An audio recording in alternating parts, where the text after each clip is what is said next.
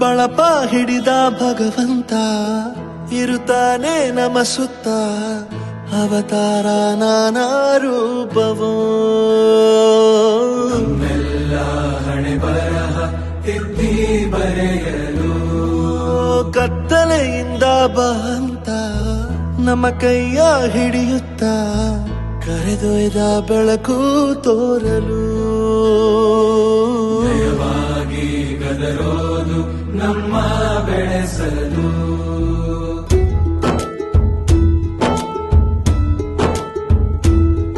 ಭಾಷೆ ಅಮೃತ ಕುಡಿಸೋ ತಾಯಾಗಿ, ಭಾಷೆ ಅಮೃತ ಕುಡಿಸೋ ತಾಯಾಗಿ, ಭವಿಷ್ಯ ಬರೆವಂತ ತಂದೇನೋ ಆಗಿ.